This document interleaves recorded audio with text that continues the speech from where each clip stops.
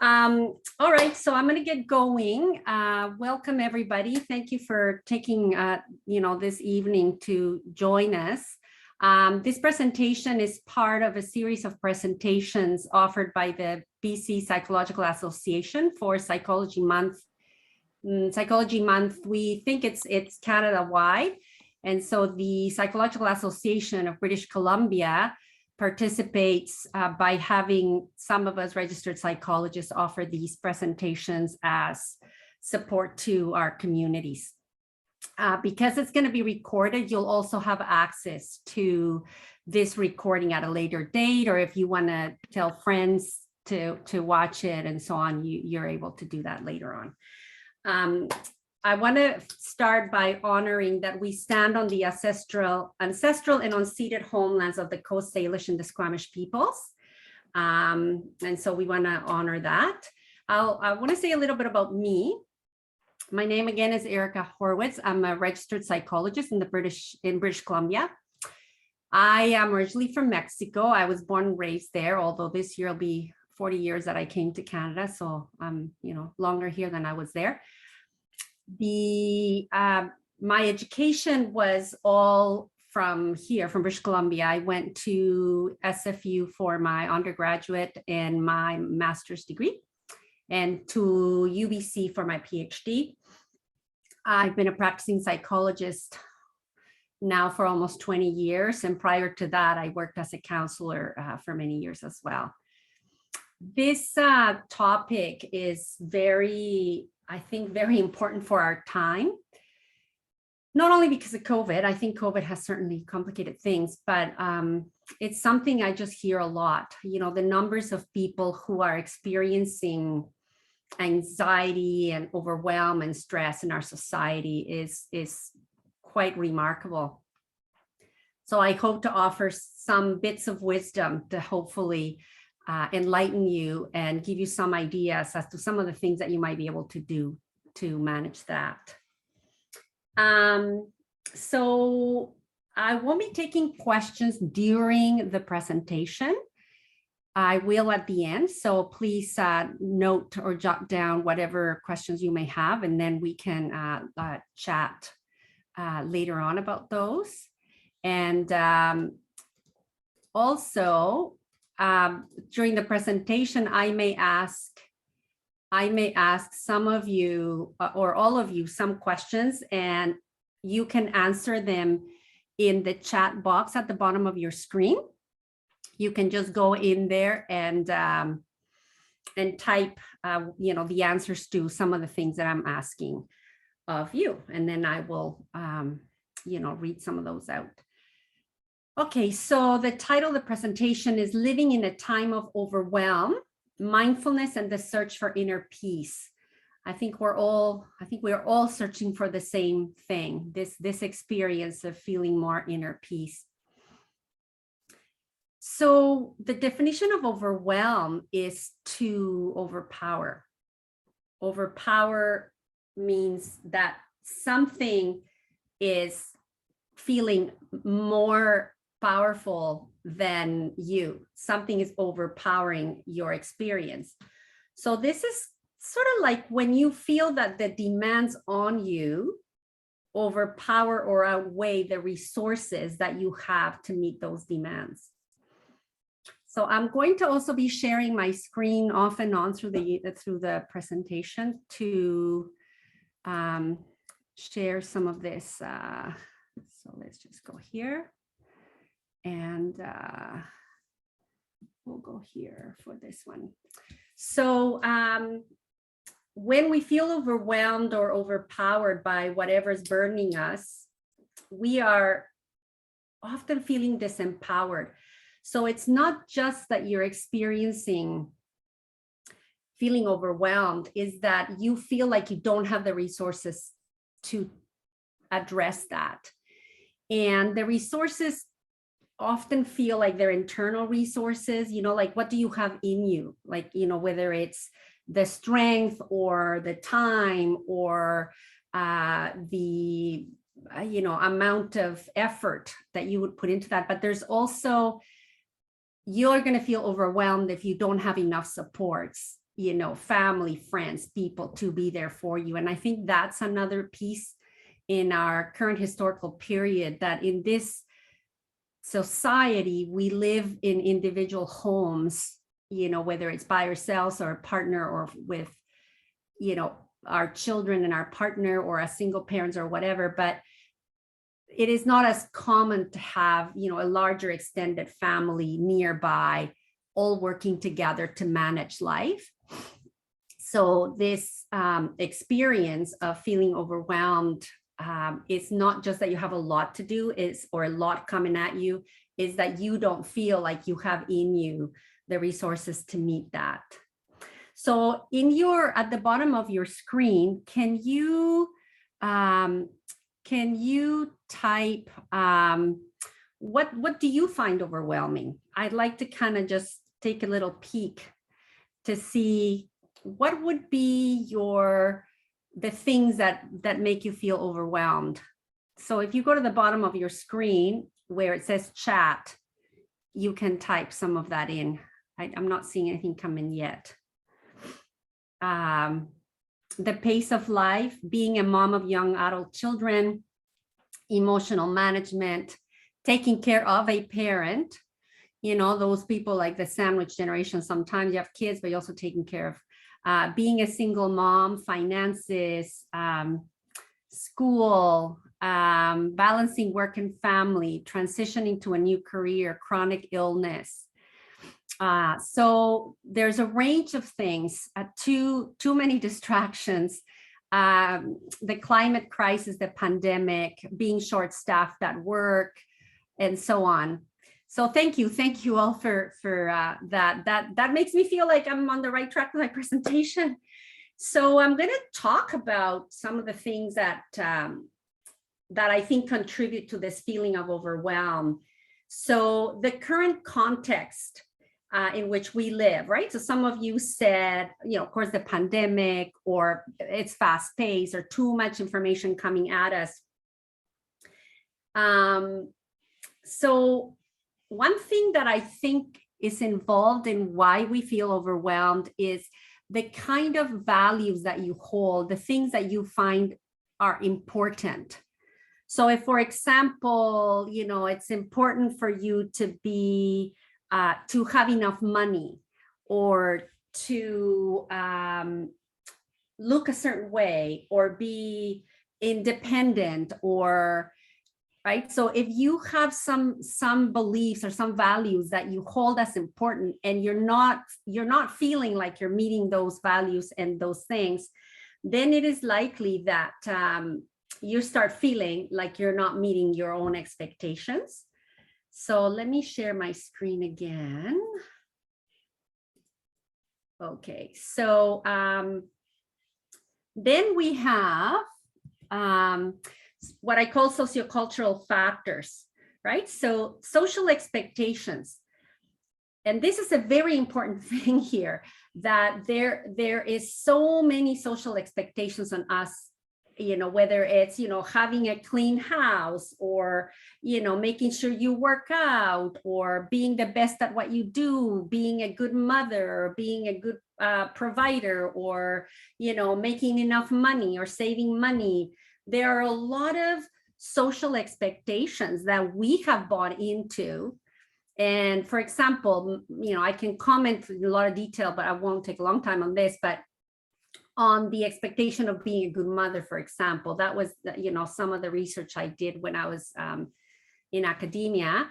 And there is a social discourse, or a social ideology, that expects mothers nowadays to be perfect, right? This ideology of the perfect mother. You have to be present, you have to stimulate them, you have to be empathic, you have to be caring, you have to, love them, but don't love them too much, because, make them dependent.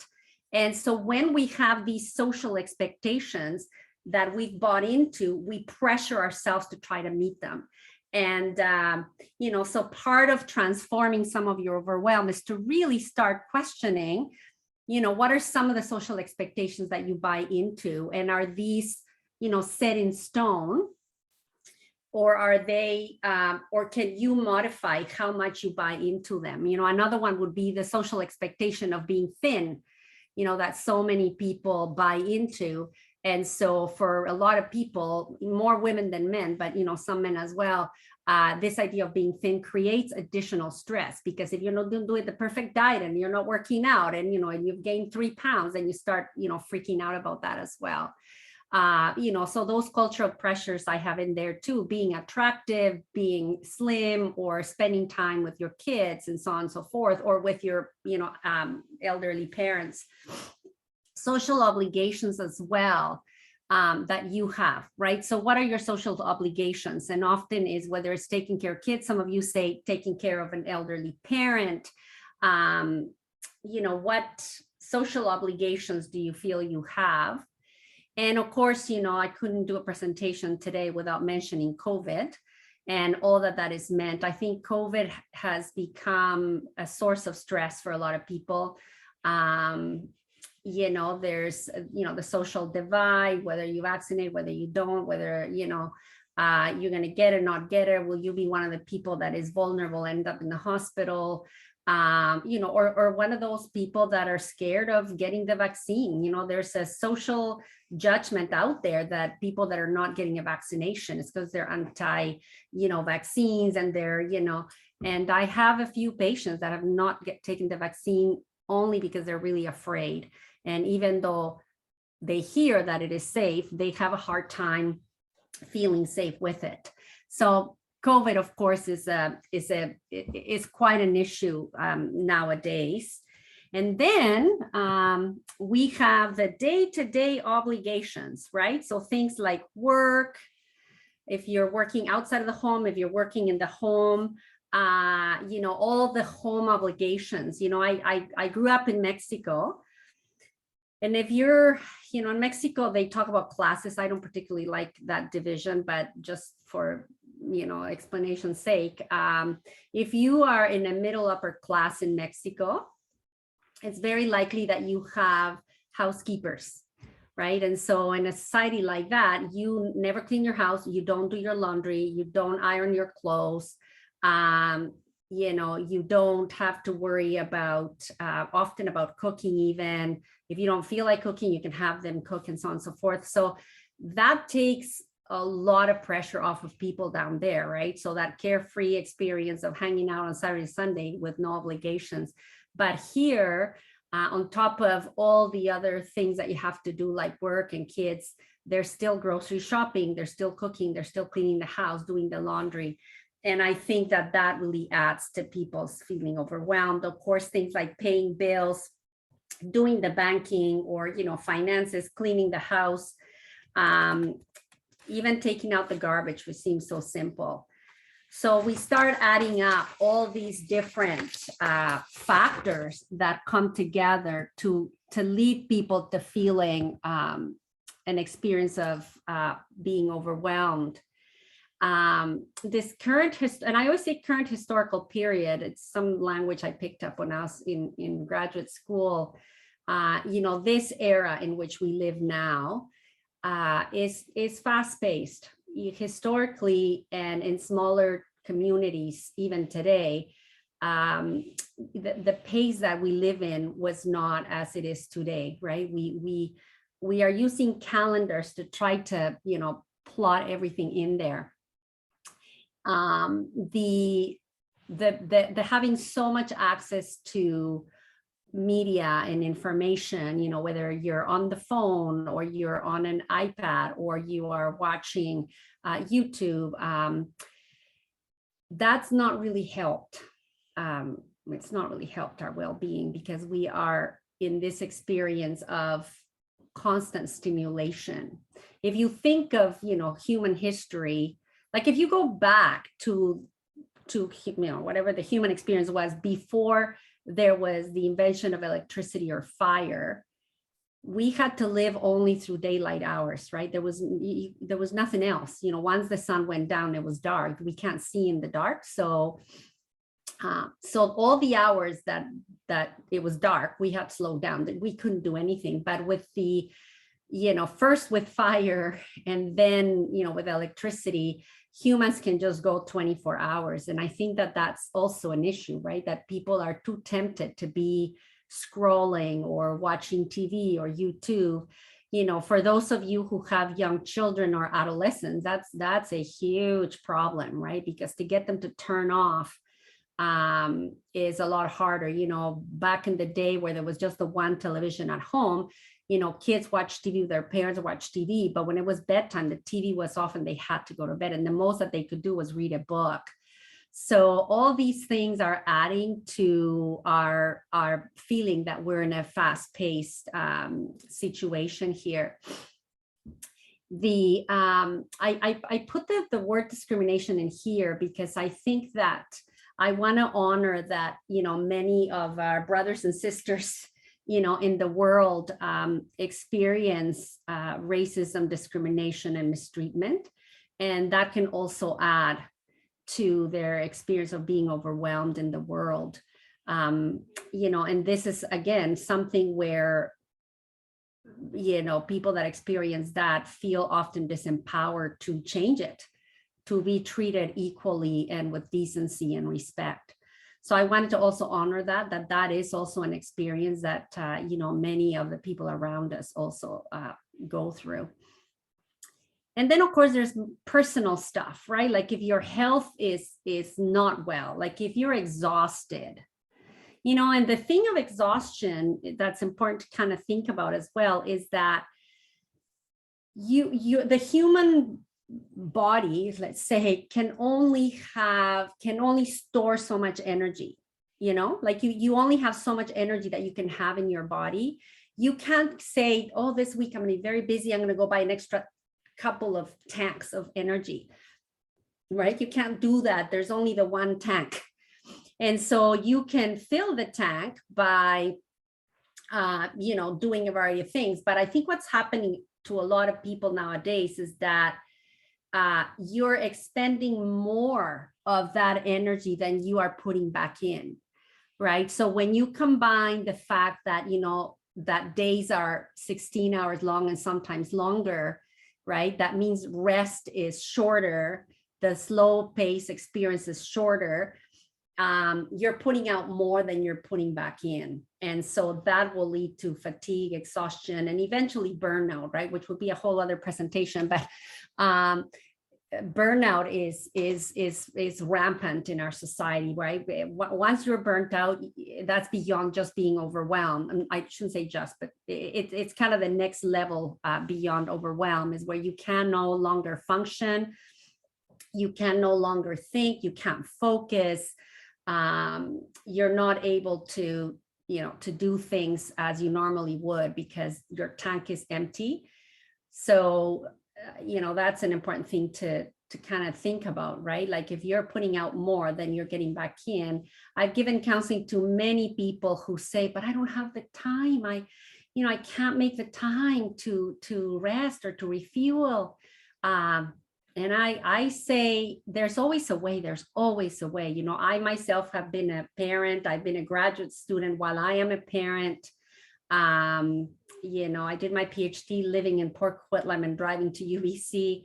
I know, I know, but if we realize that that's a priority, we have to figure out how to carve out space to refuel. And that's different for people refuel in different ways.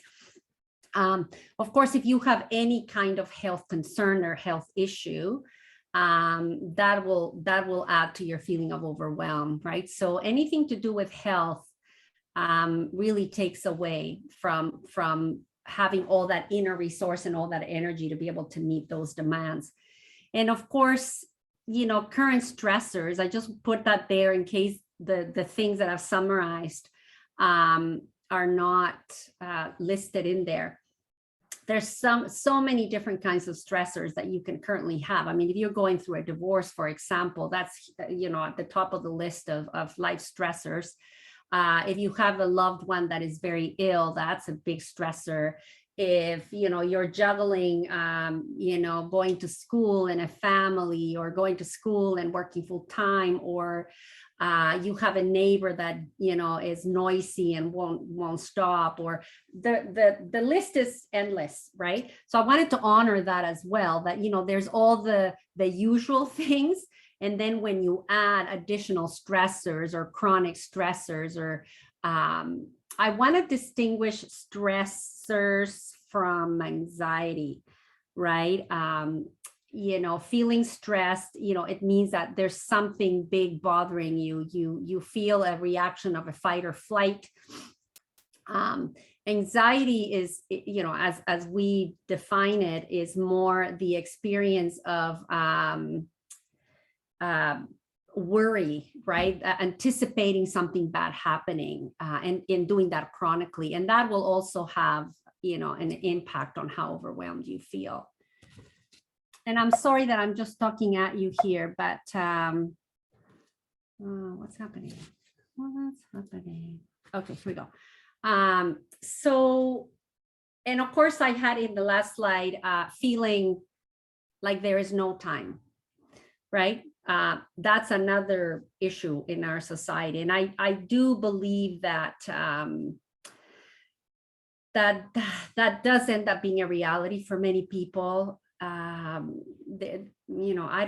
really don't think that human beings were meant to live the way we live in modern times. Working full time, having all the domestic tasks and chores to do. And then if you add children or elderly parents, and yet I always say there's gotta be a creative way, for people to organize themselves. And that's why I talked about values earlier, because if you hold a value, or that it is very important to have your house perfect and your laundry done every 2 days, and those things you could modify. I'm not saying let it go and have your house be a mess, but can you let go of some things, right, and relax in other areas of life to carve some of that time? I'll talk about that in a minute. So factors that work together along with all those things we just listed is, what do we do in our mind? And that's, to me, where the psychology piece comes in to this conversation. Is you have all these things happening, right? And so what you're telling yourself about those things is what's causing the overwhelm. And that's just human. All of us do that, right? So I have a long list, and I could just say I have a long list. I'm going to take one at a time, and that's it. But if I say, oh, I have a long list, oh my God, it's too long, I don't have enough time, what if I don't get it done? It's going to be a disaster. I'm going to let people down, or I'm going to get so embarrassed, or I'm just acting it, and I can feel the anxiety building in my body just by acting that. So we really need to learn, and that's, I'll talk about mindfulness in a minute, to really be better observers of how we're interpreting our experience and what we're telling ourselves. And then you do have some power over how you see things and how much you dwell on them. Of course, I just spoke a minute ago about a predisposition for anxiety. Some people are more predisposed for worrying than others. So that means that you're, oh, what if this, or what if that, what if it doesn't work? What if I don't get it done? What if my boss gets mad at me? What if, they don't like me? What if? And that's going to increase anxiety and feelings of overwhelmed. If you have a mind that overanalyzes, that will also do a number on you. You'll be overthinking. I hear from a lot of patients, I overthink it. I'm always, this scenario, that scenario, that's going to overwhelm you. So what I'm getting at here is that feeling overwhelmed is not solely due to the list of things that you have to do, or those things I just listed earlier. It has a lot to do with how you relate to those things, right? What do you do mentally about those things?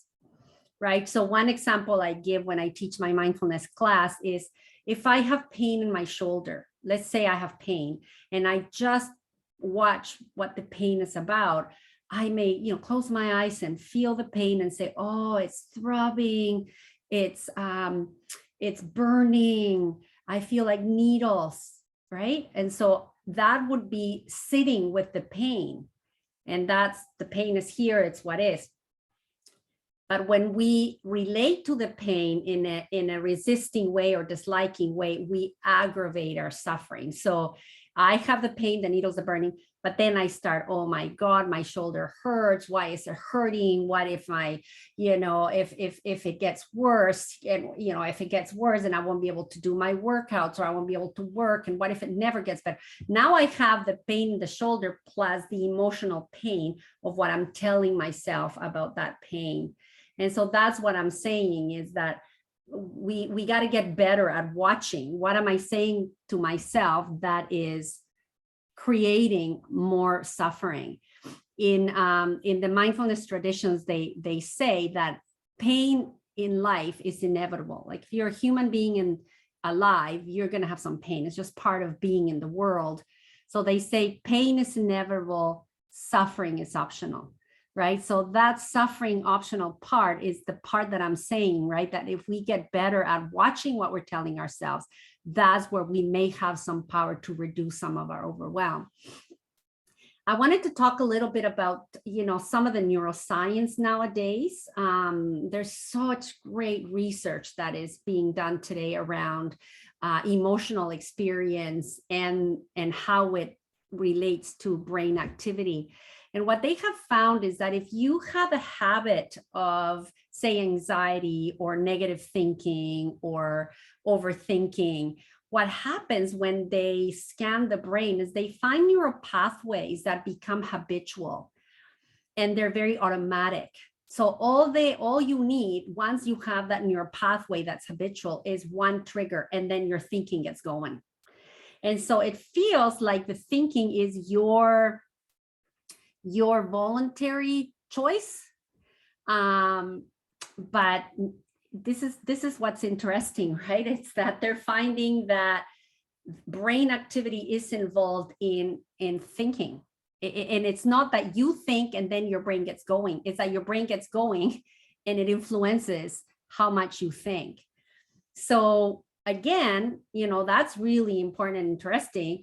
And some of the research they've done is to look at, can we retrain our thinking? Can we retrain how we relate to experience to actually change those neural pathways? And you can.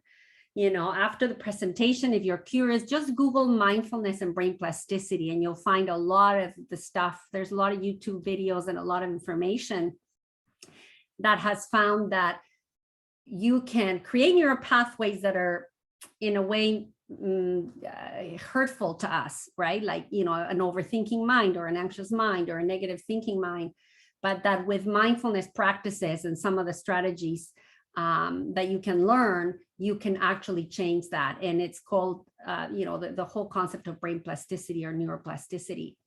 So I guess what I'm getting at is that there's several things that you can start cultivating that you might be able to where you might be able to transform some of this. Right. So you have the way that you relate, the way that you think. You have the brain that starts getting used to thinking like that. And then, of course, the more you buy into social and cultural expectations, like my example of mothering, right? Like if you buy into this concept of the perfect mother and you're trying to be that perfect mother, you're always going to feel deficient because it's impossible.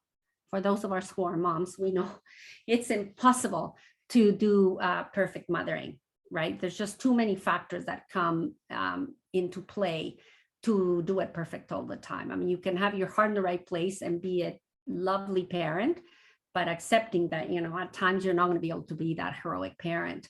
If you buy into the expectations of thinness and you allow that to invade your life enough, you're going to feel upset. And that's going to, it's if we think that we have kind of like a bucket, right, that holds stress or demands, or, you know what I mean? You can have the list of, housework and work and children or whatever it is, right? And that may fill the bucket halfway. but what you do mentally and emotionally, or where you buy into these social expectations, or what you're telling yourself, that's what overfills that container, and it starts spilling out. All right, so so I wanted to explain how the emotions that you feel when you're overwhelmed are not solely contained in the thing that is stressing you out, in the list or the demands or the no time. When you have an experience, right, that's the trigger, that's what gets the whole process going of having this emotional experience.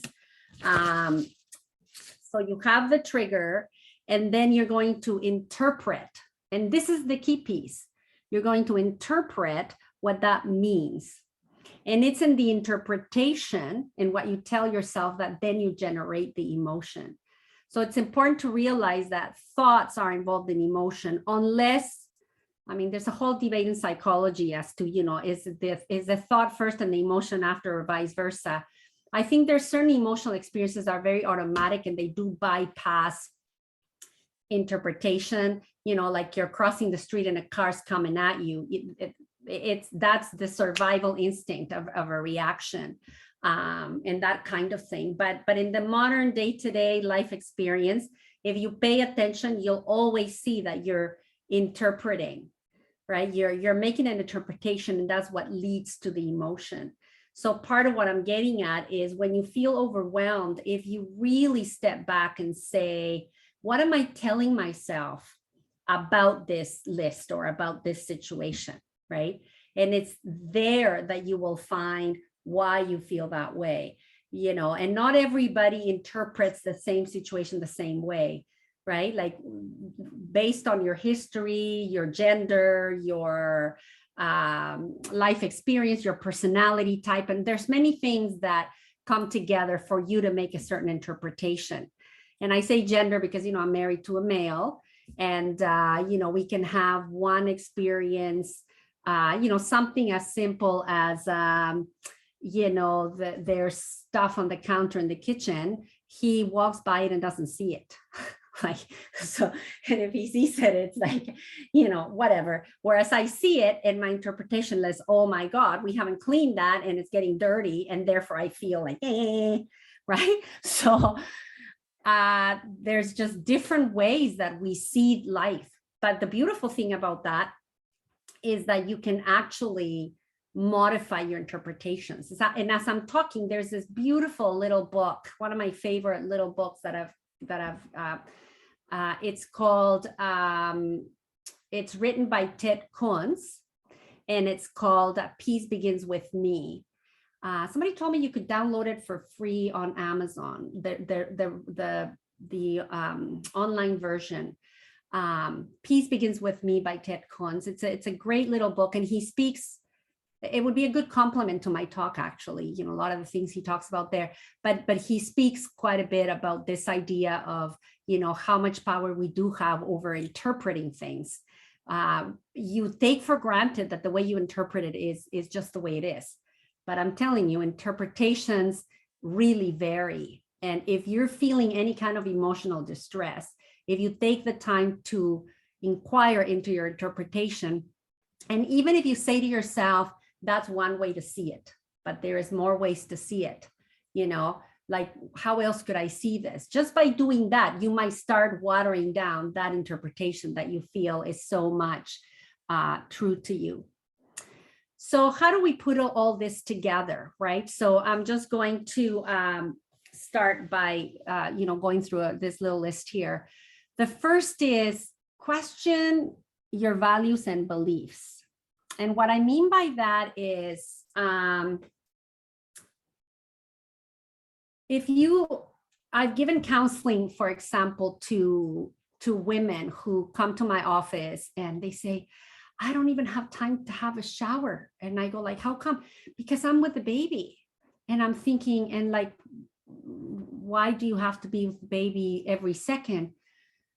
Well, because, you know, that's what moms are supposed to do. That's a value. That's a belief that it's important to be with your kid 24/7. More important right? It's a belief that that's more important than you taking care of yourself.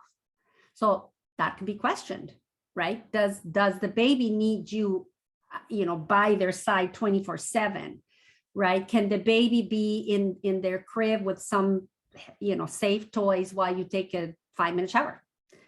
If you really believe that being thin is the normal, is the thing, just look historically, for example, at this idea of thin. Marilyn Monroe at some point in her career was size 14. My mom told me that I think my mom was a teenager in the 40s, early 50s, I can remember, but she would eat and eat and eat, trying to get more curvy. So this idea of thinness is dictated by, people in social power that, if you believe that your house has to be perfect, or you have to be a perfect mother, or you have to be perfection, believe me, if any of you listening have a tendency for perfection, that is going to cause overwhelm. I can tell you right now. And you can look up, unfortunately, it's just an hour talk, so I can't really expand on all these concepts. But if you look up the comparison between excellence and perfectionism, you will find an alternative to perfectionism that can yield outstanding, excellent outcomes or work or performance without the fear that perfectionism comes with. So things like that, right? Like, just look at what is stressing you and try to see what are the values that are involved in this. Like, I'll give you a personal example. My daughters are now in their 30s, and I come from Mexico, where, motherhood is a thing, like, we're very sacrificial. I am a naturally very empathic person. And so I believe that no matter what, I have to be there for them. I have to be there for them. I have to be there for them. And I have a daughter that, has some struggles with health and things like that. And then I have another one that's, having some personal issues as well. And so, but I was feeling extremely overwhelmed with all their problems. And I realized that the reason why I keep being so overly present is because I hold a value that mothers should sacrifice, even if it means that they break apart. So I had to question that value and say, okay, I do think that as a mom, I should be present, but I also hold a value that I also matter and that my well-being matters, right? So I need to honor that value as well and step back a bit and have faith and trust that they can handle some of their life without me taking over or, being there all the time. So that's kind of what I mean about challenging some of those. And then add this experience of being more loving and compassionate towards yourself, right? If you have expectations or things like that, and it's very hard to meet those, be a little kinder to yourself. People live with this internal, what do you call this? The internal critic, self-critic, right? That's always putting you down. That's going to add to your feelings of overwhelm. So there is quite a bit of stuff in the web about self-compassion. I think there's a website called selfcompassion.org.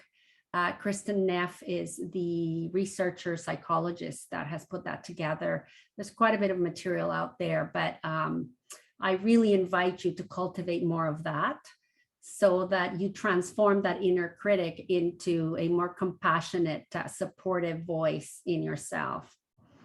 Then questioning society's expectations, right? Like, if society wants you to be the model mother, keep the house perfect. Many times people try to keep up with that because they're so afraid of the judgment of others. And I always say, why would you give so much authority to other people to define your value or your worth? Like, who are they? Like, who in the world can come and say, you lose points in worthiness because your house isn't perfectly clean?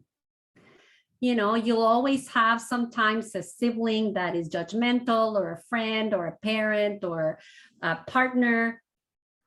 Like, exactly why do they have that authority? So really find what's truly in your heart what really works for you. Like I like tidy in my environment, not because society, I don't have anybody coming over, particularly in the last 2 years, but because my eyes and my brain work better if there's order, right? So then that's important to me. It's not a social expectation. So, and I remember telling my daughters when they were growing up, I need tidy. Girls, please take your stuff because I need tidy, right? So I wasn't judgmental of them, more than really conveying today to them that when there is order, I function better. You know, my desk, when I leave my desk every day, everything gets organized and tidy. Whereas my husband, for example, can leave things and he doesn't even see them, right? Like he can function in that. And that's just a different kind of brain. So he functions in that, and, you know, and that's great. So that's another important piece there. And then this concept of, this is a really powerful thing, and I offer it a lot when I offer counseling to people, is asking yourself, where do I have power in this situation, or where don't I have power, right? Where you don't have power. So let's say, I was talking to a patient today and they were saying, or yesterday, I think that, you know, they have an elderly parent who is quite demanding or has a certain kind of way to annoy them, or the question there is, where do you have power and you don't, right? You don't have power to change the person. You have power to make a request for the person to respect a boundary, right? You have power in what you do internally. You have power in what you say. You have power in how you might offer yourself some kindness or compassion, right? So this idea of asking yourself when you're feeling overwhelmed, where do I have power? And focus on that, because what often makes us feel overwhelmed is that we keep hoping that where we don't have power will change. And you can't. Things that you can't change, you can't. And I'm reminded of the serenity prayer that they use a lot in the AA programs. You know, may I be granted serenity to accept the things I cannot change, courage to change those I can, and wisdom to know the difference, right? So that's what I mean about what can I actually do something about, and where you don't have anything to do about, you know, find the serenity to just accept it and let it be. If you keep in the mindfulness traditions, they say that the more you wish things to be different than they are, the more you suffer, right? So this wishing things to be different than they are, when you cannot change them, causes us a lot of suffering. So that's another thing that we can do. And, you know, when I say reverse the equation, find the resources to meet those demands. You know, first of all, refuel. It's so important that you find, to refuel, you know, that energy tank, you don't need the same amount of hours that you use working. So if you work 8 hours, you don't need 8 hours to refuel. So that's the good news, right? You need to find what feels to you like that, that feeling of, you know, demands are not there.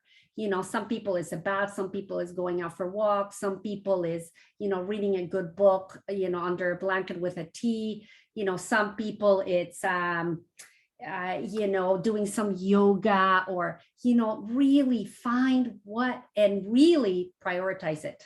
You know, find a way to increase your resources.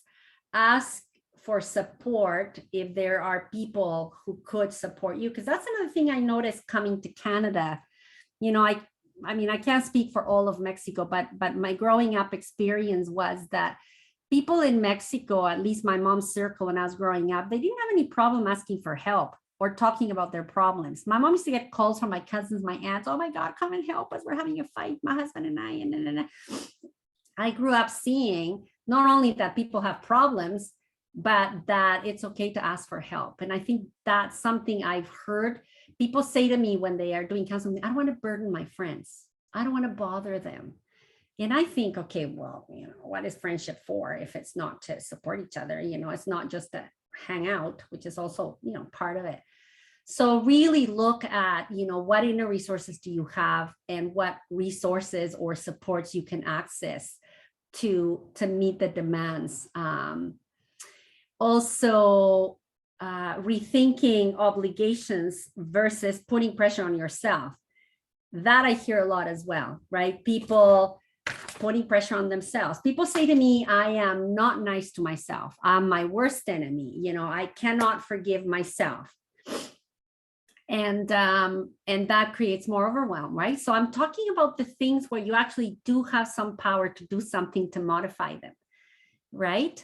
That's what I'm talking about mostly in this list.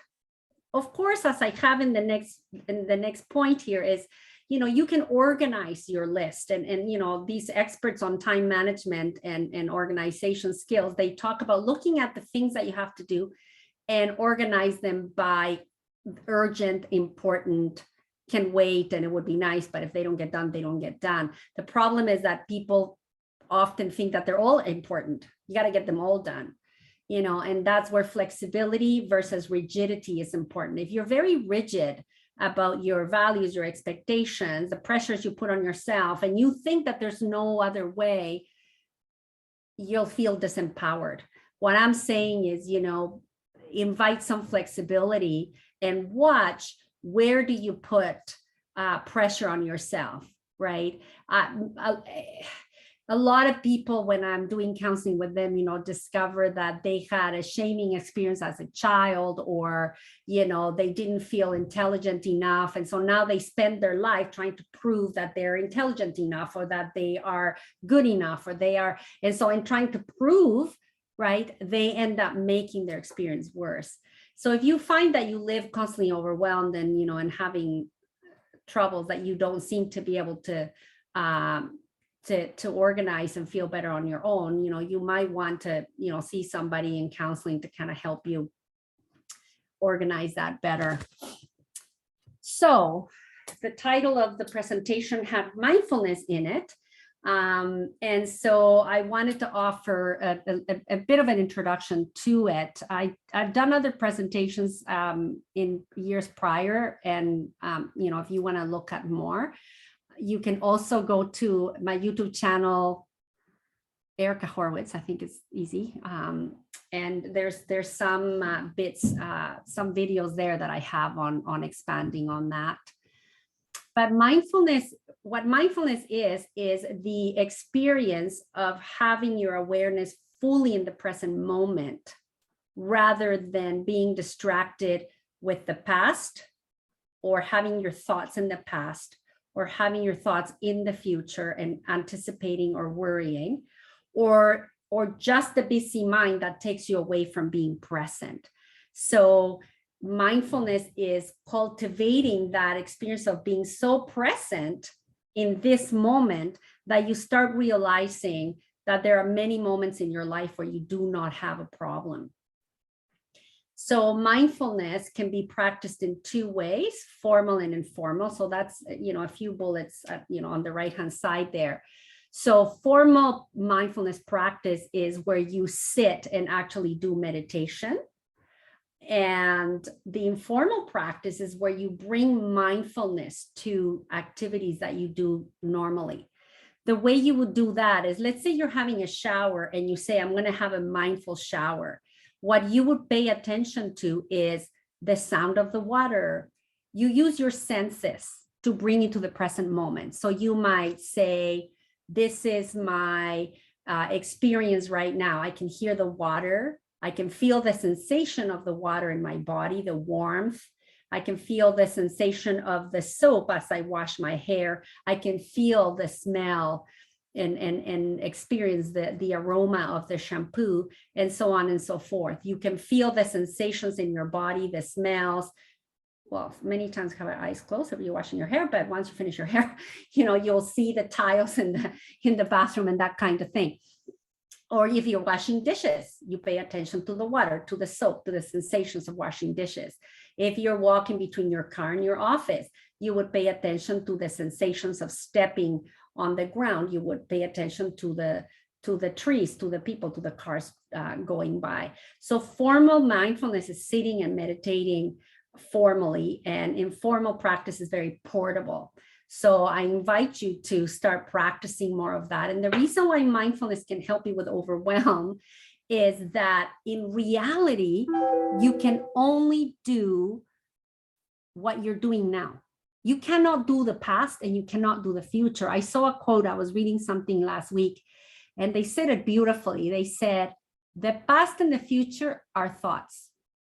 That's all they are, because they don't exist. You can't go back to the past. When you were in the past, you were in the present, right? And the future doesn't exist, because when you get there, it's now the present. So future and past are thoughts, right, that disturb your experience. So bringing your attention back to now is very, is one way to say, okay, what am I doing right this minute? What's my task in front of me?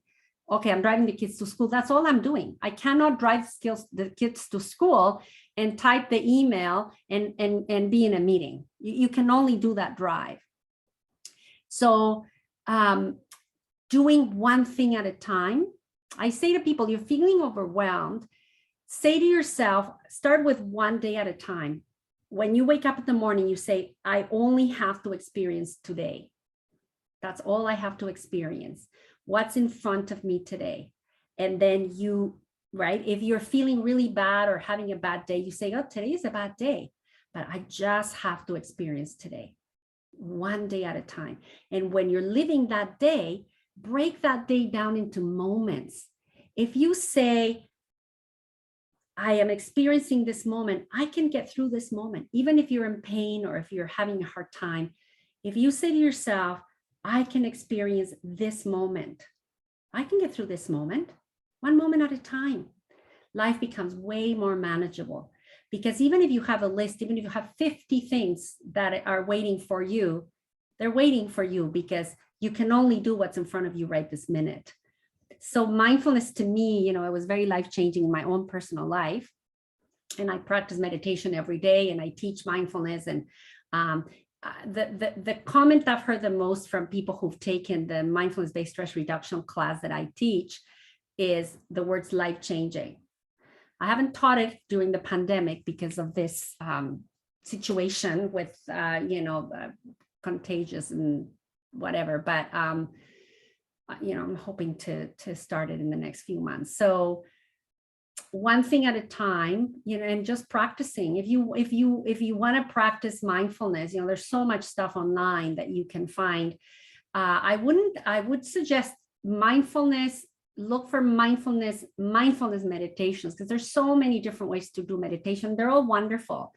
Mindfulness, why is specifically helpful, and it's been brought so much to medicine and to psychology, is because it allows us to be here and to manage life here.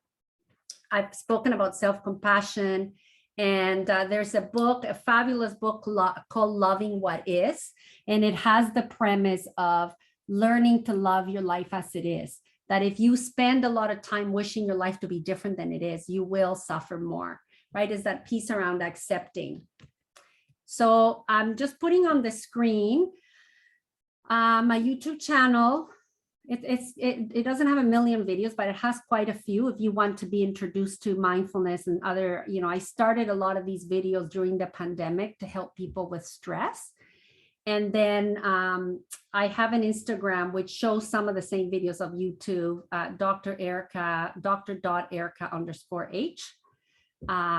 You can find me there.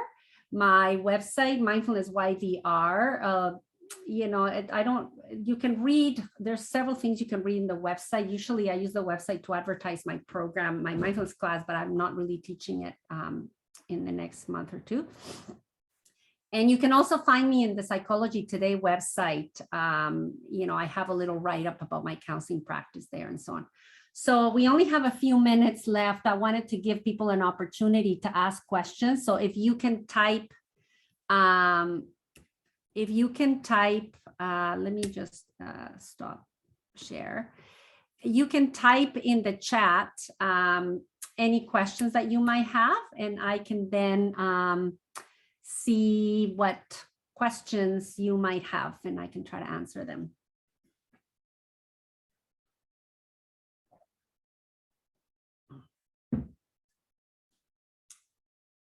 No questions? Oh, how do you manage your emotions when you're angry? Oh, yeah. Well, anger is, we come equipped as human beings with the experience of anger. The experience of anger is, all emotions are messengers, right? Like if you're angry, it means that something's happened that you have felt is either unfair or disrespectful or aggressive and so on and so forth, right? So it's giving you a message. What we recommend when people are angry, this is kind of a step-by-step kind of thing you can do, is if you're angry towards someone, there's been something that's triggered you. And I say to people, we all have kind of a thermometer inside of ourselves, right?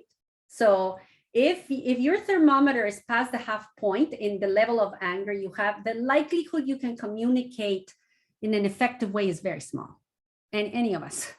So if you're past the halfway point and the level of anger you have, is best to step away to bring that level down. Now, when people step away from an argument or being angry, instead of helping themselves bring it down, they dwell.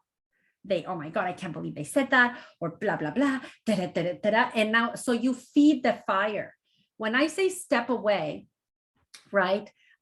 Take a few deep breaths, turn on, an app or YouTube meditation, like let go of the problem. Don't think the problem. Try to bring your nervous system down, and then perhaps inquire into why am I feeling angry? Instead of judging the other person, say whatever the other person did or whatever's happening there, what's triggering anger in me? I know a lot of people now with the pandemic have experienced anger that you can't go throw at anybody. You're just angry because this whole thing is going on, and whatever. Sometimes you can't go and tell the person. So you can process your anger by writing down, what is this? In the mindfulness traditions, they say, I do. In the mindfulness traditions, they say that holding on to anger, this is a little stone, holding on to anger is like holding a hot coal. Who's it hurting? You. There's another one that says, that holding on to anger is like drinking poison and hoping the other person die, right? So you don't want to cultivate anger in your heart. Anger is natural and normal. So really trying to process it. If it is towards someone, stepping away, calming down, doing an inquiry into why am I angry? And if it's usually with another person, when you scratch the surface, often under anger, you'll find hurt. But, avoid having the argument when you're that angry. Let's see. Let's see. Oh, many people are thanking me for the talk. So my pleasure. It's so wonderful to have you all join. I don't see any other questions. How do you avoid engaging with people who anger you when you have impulse control difficulties, being less reactive, especially as someone who has OCD? I would say exactly what I said. There's a moment there where you have to have almost the discipline to step away and really inquire into, as I say, step away, but do not keep thinking about the trigger, because you will just make it bigger. The ideal thing is to step away and, either run or walk or do a meditation, or deep belly breaths can really calm the nervous system. Very slow breathe in, very slow breathe out. Do that 5 or 6 times and focus your attention on something else. We know that when an emotion calms down, you have a lot more wisdom to understand what it is that was going on. Thank you, everybody, for joining us. An hour always is short to really cover every possibility here, but it was wonderful that all of you chose to join us.